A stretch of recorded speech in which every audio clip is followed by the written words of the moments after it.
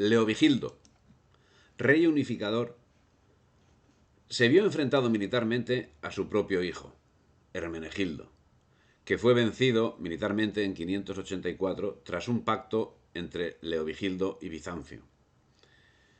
Hermenegildo sería degollado por el duque Sisberto en Tarragona el 13 de abril de 585, día en que se celebra su santo, tras negarse a abrazar el arrianismo. Tiernas palabras de reproche dirigía Leovigildo a su hijo por abandonar el arrianismo, a las que Hermenegildo respondía que era sumiso a su padre, pero que la única religión verdadera le exigía proclamar su fe hasta el fin. Gran ejemplo, el de Hermenegildo. No obstante, no hubo persecución religiosa, por lo que se deduce que el enfrentamiento no obedeció a otra cosa que a la voluntad de San Hermenegildo de erigirse como rey por encima de su padre, Leovigildo, que siempre fue un gran rey, que recuperó del poder de Bizancio importantes asentamientos como Córdoba, Baza o Asidonia, y todo el norte peninsular que había estado en poder de los suevos. Y además, según tradiciones,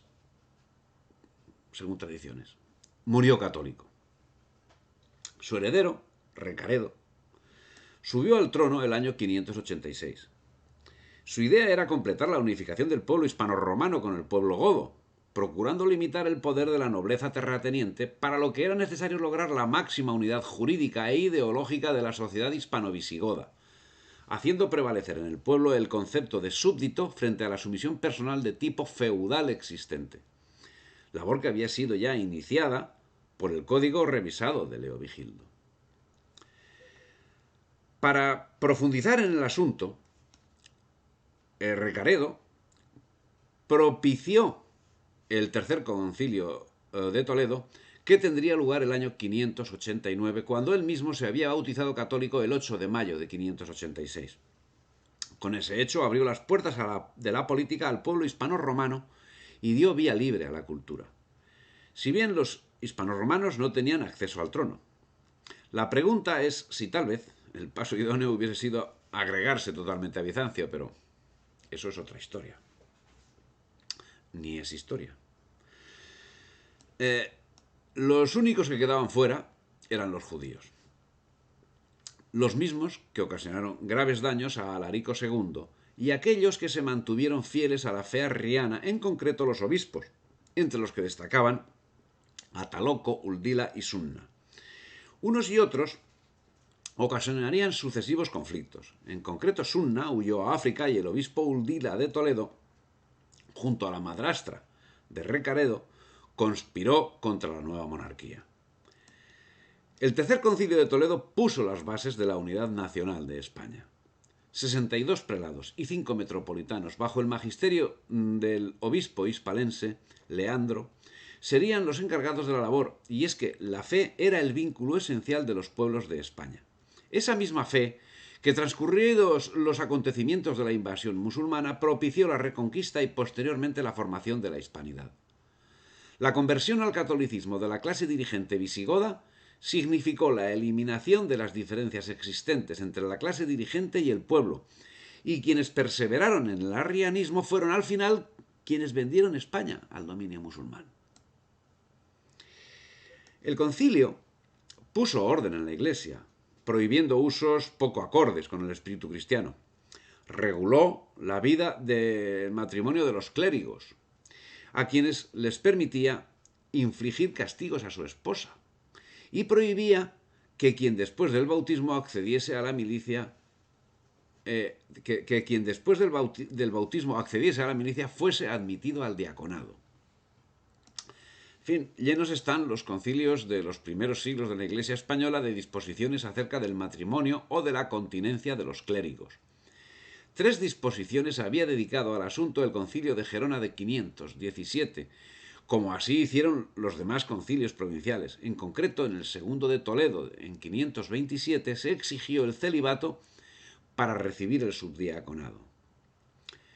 Y en lo político, el tercer concilio de Toledo es de vital importancia para la comprensión de España, de cuya unidad nacional es principio legislativo.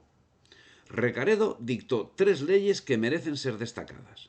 la prohibición a los judíos de tener siervos cristianos, la prohibición del matrimonio para los religiosos y la igualdad de derechos de todos los españoles, dando pie a la formación de un solo pueblo. Y sucedió algo digno de ser remarcado. La Iglesia y la monarquía formaron una simbiosis mediante la cual ambas se beneficiaban. La monarquía gobernaba y los concilios, donde se juntaba todo el conocimiento, legislaban. No en vano, el conocimiento estaba circunscrito a la Iglesia. Había una clara diferenciación del poder ejecutivo, del poder legislativo y del poder judicial, algo que hoy se nos presenta como producto del pensamiento liberal del siglo XVIII francés. Esto lo teníamos en el siglo VII. El poder legislativo y el poder ejecutivo eran independientes. Llegaría el octavo concilio, que se inauguraría como sigue. En el nombre del señor Flavio Recesvinto, rey a los reverendísimos padres residentes en este santo sínodo, os encargo que juzguéis todas las quejas que se os presenten con el rigor de la justicia, pero templado con la misericordia.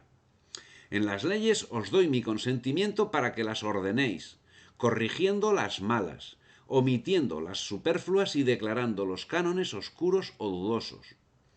Y a vosotros, varones ilustres, jefes del oficio palatino, distinguidos por vuestra nobleza, rectores de los pueblos por vuestra experiencia y equidad, mis fieles compañeros en el gobierno, por cuyas manos se administra la justicia, os encargo por la fe que he protestado a la venerable congregación de estos santos padres, que no os separéis de lo que ellos determinen. Y finalmente, el tercer concilio de Toledo significó que la Iglesia tenía papel preponderante en la constitución del Estado visigodo, al que aportaba cultura y conocimiento. De esta época procede el derecho real a la designación de obispos, como contrapartida a la correspondencia de la Iglesia en la Constitución del Estado, que ha sido heredado hasta el mismo siglo XX. Hecho que ha sido tan duramente criticado por unos y por otros, y que de manera antihistórica ha sido presentado como una imposición en concreto del generalísimo Franco, que por cierto, en alguna ocasión manifestó que no entendía cómo él debía intervenir en el nombramiento de los obispos, del mismo modo que no entendería que fuese la Iglesia quien interviniese en el nombramiento de sus generales. La idea de que el papel de los concilios de Toledo puede ser considerada como el de unas Cortes Generales parece tener razón de ser, ya que si por una parte los visigodos, ya más clase social que etnia, mantenían el poder político, eran los concilios, conformados por hispanos romanos, quienes ejercían el control y la inspección de las actuaciones políticas. En este tercer concilio no intervino sino la Iglesia, como sucedería hasta el séptimo, pero las decisiones de los concilios tenían manifiesto reflejo político hasta el extremo que tanto este tercer concilio como el cuarto son tenidos como base de la nación española, siendo que, como efecto gráfico, puede señalarse que se cita Spania en claro sentido sinónimo a todo el reino godo, incluyendo la Galia y Galicia. Y el cuarto concilio relata en la prescripción 75 lo siguiente: ninguna división de la patria surja por la violencia o la ambición. A partir del octavo concilio, en 653, sí intervino la nobleza, lógicamente sin voz ni voto en asuntos eclesiásticos. A la muerte de Recaredo quedaba una España unificada, poderosa y temida, que seguía teniendo físicamente presente en Cartagena al Imperio Bizantino, que coincidiendo con la celebración del Tercer Concilio de Toledo reforzaba las defensas y dejaba en entredicho la afirmación en que justificaba su presencia en España, a saber, la defensa de la fe católica.